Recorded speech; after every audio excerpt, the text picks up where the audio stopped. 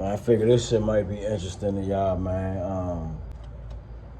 I gotta get my, you know. So basically, what just happened was, I went, got my brakes fixed, got some new rotors, some new brakes in my car. Y'all gotta pardon me, man. I'm a little drained from the whole situation, man. Got my brakes and rotors put on. Left the spot. It was a lot of traffic, so I couldn't really drive fast. All right. So when I first drove off, I felt a little rattle. You know what I'm saying? A little rattle to the car. I didn't really think too much of it, but as I drove a little bit more, it's kind of like when you go out of the lines on the road and you drive on a rumble strip, it started to feel like that. So I was like, oh yeah, shit, I know one of my tires flat. So, I pull over at the next gas station, I check my tires, all my tires is full of air. So I'm confused, you know what I'm saying? I called the dude that did my brakes. I'm like, man, what's up? This shit driving crazy. He telling me it's something, I don't know all the car mechanic stuff, whatever. My car is a German engineered car, so I guess it's a little different from all the, domestic cars or whatever like that. So he trying to explain it to me. I'm like, man, look, I don't understand that. You know what I mean? Like, what's the issue? Why is my car driving like this? So he basically told me it'll go away. Cool. Now, mind you, the traffic is slow, so I'm never really putting no speed on it. So when I get onto a different highway, the highway is open, I put some speed on it. And now that I put some speed on it, it's driving extremely violently. It's driving real violent. The whole car, everything in the car is shaking. It's very loud. It sound and feel like I'm driving on no tires, like straight rim. The whole shit. So I'm about to stop the car, but I'm close to home at this point. So I'm like, when I get home, I'll park it, get somebody to come look at it. I know I'm not driving it until somebody come look at this shit. Boom.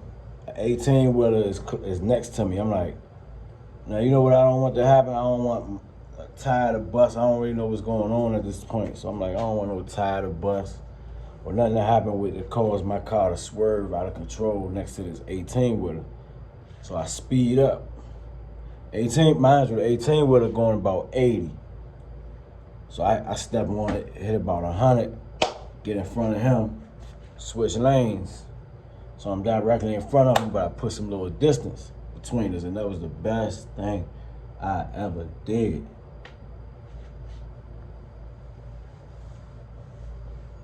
Driving, boom! Just hit something, snap or break or something, you know what I'm saying? Like something crazy,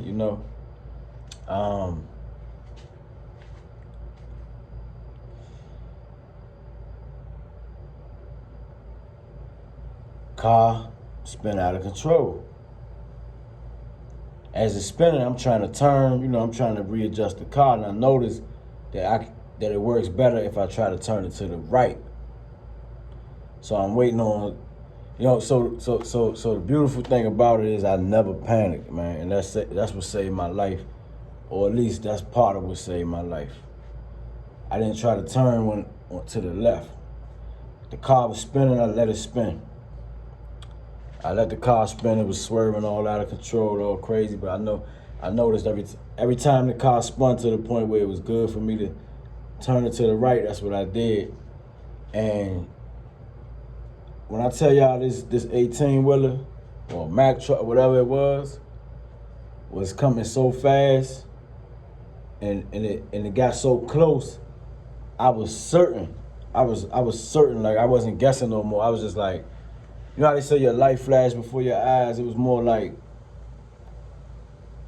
it was more. I don't know. It was more like a peace about it. You know what I mean? It's just like I felt like this sense of like peace about it. I was like, well, damn, man. Like I thought about my kid. Oh, everything happened real fast, but you know, it's like slow motion though. You know. So I'm thinking about my kids. You know, I'm just like, damn, man. You know, all the way. You know, all the stuff I've been through, man, and this how I'm gonna end up going out. But then I smiled. You know, I don't know if I smiled on the outside. I'm not sure. But to myself, I smiled, you know what I'm saying? I was just like, man, you know, they know I love them. They know I, you know, gave them my all out here, man. And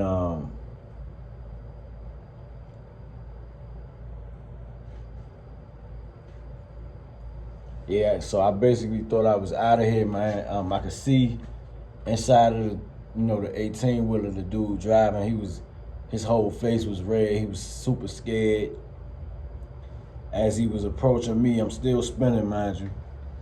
As he's approaching me, I could tell, you know, he's trying to step on the brakes. I can hear the brakes, but it's not happening fast enough. This dude ain't missed me by no feet, man. This shit was like a miracle, man.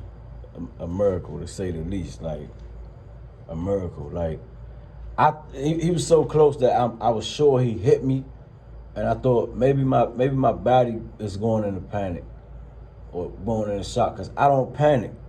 I never panicked the whole time. I said maybe my body, like maybe, or so maybe my body's in a shock, or maybe I already been killed, and you know what I mean. So now I can't feel it because I'm detached from my body. That's what it was. That's what I thought. That's what I. Like, at the time, I knew that's what had happened. And I can't explain. I really don't know. Even my kids, even when I got here and the tow truck brought my car here, my sons could see on the car. He's like, yeah, what happened right here? Because the paint is scraped off and there's this white stuff on here. That's where I thought he hit me at. But there's no dent in my car. I have no way to explain this. So I'm just gonna say, like, it gotta, divine intervention, man. Must be, man. Must be. It was not my time to go. Simply put, man. I'm a fatalist, man. I think when it's your time, it's your time. When it's not your time, it's not your time. So nothing can make you go when it's not your time. And I think that's what happened. So immediately, I wasn't even done spinning yet. Cause I still, like, you know, the car still swung around a little bit after he missed me. But I could tell I was leaving out of his way. And man, I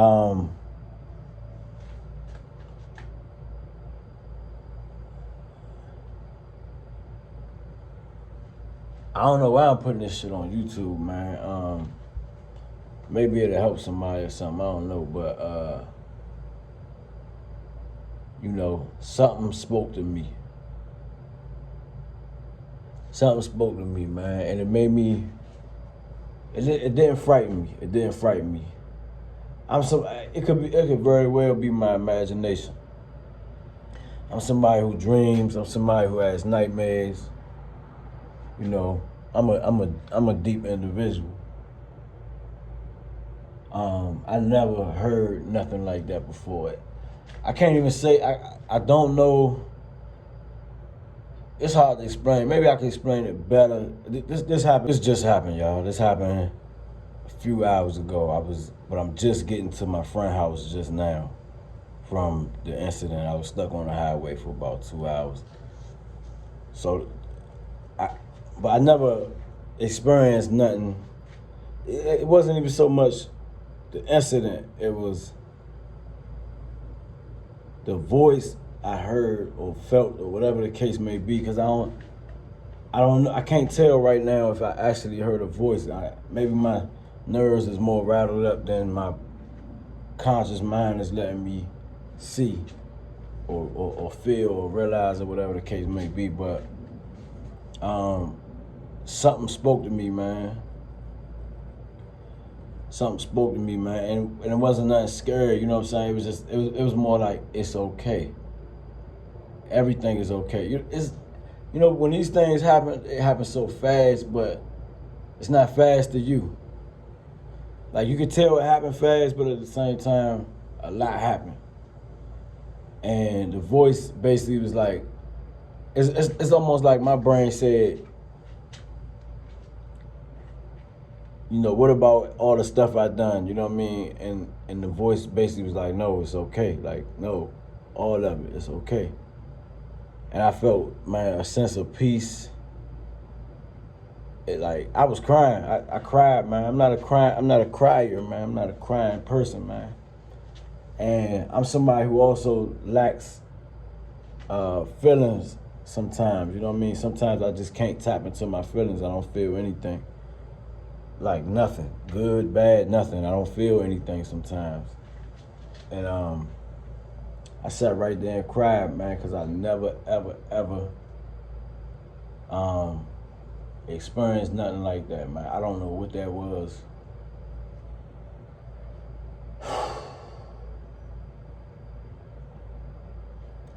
I don't know what that was, man. I don't know what that was.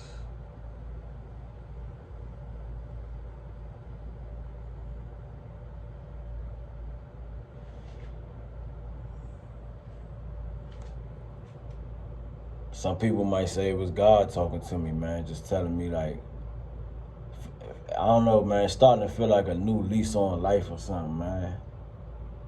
I don't know, you know what? To be continued, man. I'll tell this story once I relax a little bit. I'll tell it tomorrow. That's it, man.